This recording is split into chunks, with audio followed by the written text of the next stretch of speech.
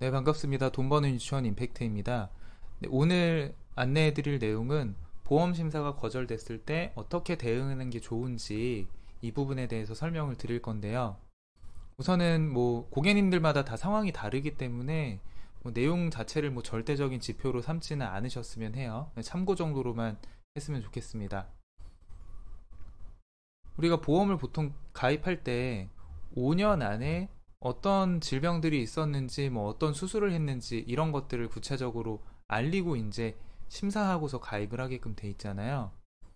그런데 간혹 이런 경우 있어요. 5년 안에 질문서상의 답변 내용에서 특별한 문제가 없는데도 불구하고 보험 심사 시에 거절이 돼버리는 경우가 있는데, 왜 그러냐면은 이 ICPS라는 전산 때문에 그렇습니다. 이게 뭐냐면은 보험금 청구 이력을 조회할 수 있는 시스템이거든요. 이게 한 개 보험사에서만 쓰는 게 아니라 모든 보험사가 공통으로 관리하고 같이 쓰는 시스템이에요.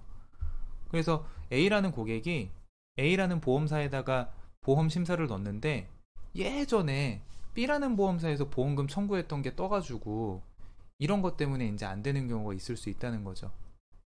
보험사에서는 이거를 근데 계속 쓰는 이유는 뭐냐면 보험 사기 방지 때문에 그래요. 보험금 청구 이력이 너무 비상식적이거나 이거는 누가 봐도 사기 행위가 명백하다라고 할 수 있는 청구력이 있는 고객들은 걸러내야지만 또 다른 선량한 고객분들을 지킬 수 있기 때문에 그런 건데, 요새는 제가 심사하다 보니까 느끼는 거가 거의 무조건 활용을 해요, 보험사들이. 그렇기 때문에 가입을 할 수 있는 사람도 이 보험금 청구 이력 하나로 가입을 못 해버리는 사례들도 발생을 하거든요. 그래서 오늘 사례를 가지고 그럴 때 좀 어떻게 대응하시는 게 좋은지 좀 알아볼게요. 실제 사례고요. 이 고객분이 알려주신 고지사항을 보면 18년도 6월 달에 출산하기 전에 이제 신우신염 때문에 입원을 하시고 제왕절개 수술을 받으셨어요. 그리고 19년 2월 달에는 로타바이러스 장염으로 입원 이틀 하셨고요. 심사 요청하신 상품은 단독 의료 실손보험이었습니다. 그러니까 실손보험 가입할 때 이 두 가지 정도 고지 이력이 있는 분들은 거의 웬만하면 큰 문제 없이 가입은 돼요. 다만 뭐 신장에 대해서는 뭐 1년이든 3년이든 보장 안 한다 이런 조건은 있을 수 있겠지만, 근데 심사 결과가 어떻게 나왔냐면 1차 심사 결과 인수 거절 떴어요. 왜 그런가 봤더니 타사 보상 이력상에 불면증이랑 뭐 우울증 뭐 이런 치료력이 있었다 그러더라고요.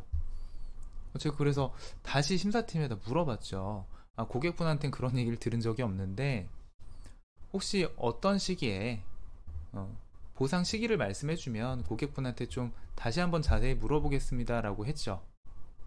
그랬더니 2차 심사 의견에서 다시 또 인수 거절.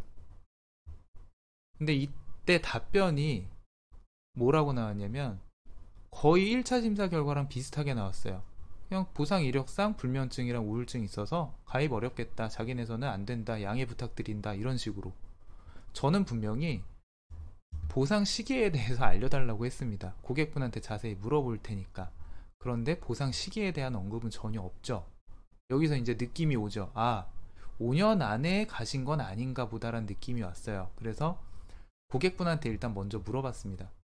언제 그러신 거예요? 그랬더니 5년도 더 전에 한참 된 일이시래요. 네, 5년이 지나간 사항이면 명백하게 고지사항에 해당하지 않죠. 네, 심사팀에서도 이걸 알면서도 ICPS를 활용을 해서 그냥 그 보상 이력이 있다는 것 하나만으로 심사 거절 의견을 내보낸 거예요. 근데 이게 왜 불공정하냐면, 예를 들어 설명할게요. A랑 B 고객이 모두 5년 안에 고지사항이 전혀 없다고 가정을 해보겠습니다. 또한 A와 B 고객 모두는 10년 전에 정신과 치료력이 똑같이 있고요. 근데 A는 10년 전에 보험금 청구한 적이 있고 B는 청구한 적이 없어요. 현재 시점에서 보험 심사를 하면 A는 이 ICPS 때문에 치료력이 드러나고 결국 불리한 조건을 제시받을 수밖에 없고요. B의 경우에는 문제없이 보험 심사가 통과가 됩니다.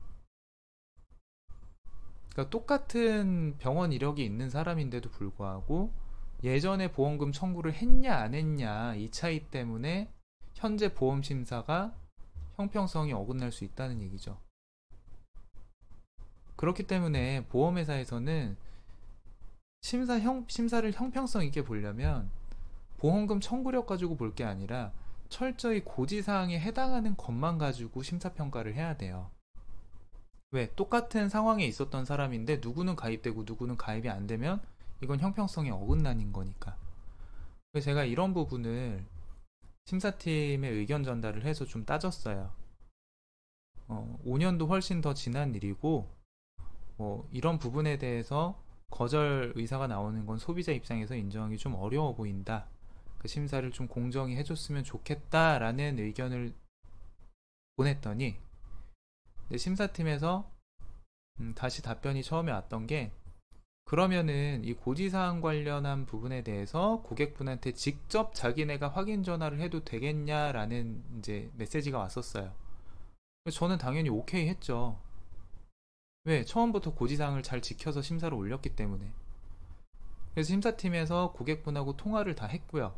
결국 나온 결과는 승인 됐습니다.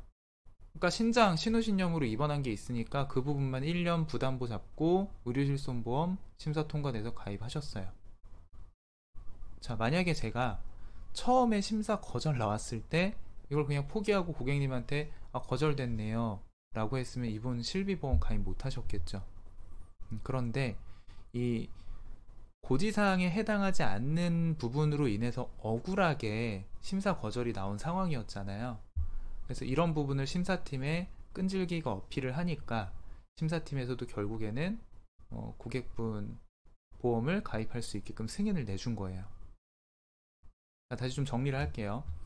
그래서 보험 심사 거절이 되면 어떻게 대응하시는 게 좋냐? 우선 거절 사유가 합당한지 먼저 봐야겠죠. 근데 이 합당한 이유가 아니라 청구 이력, 고지사항에도 해당하지 않는 청구 이력을 가지고 문제를 삼으면 이게 보험 사기급으로 간주될 만한 사항인지 일단 보세요. 근데 대부분은 아닐 겁니다. 그러면 심사팀에다가 형평성을 근거로 고지사항만 갖고 평가해 줄 거를 끈질기게 요구를 하시면 되세요.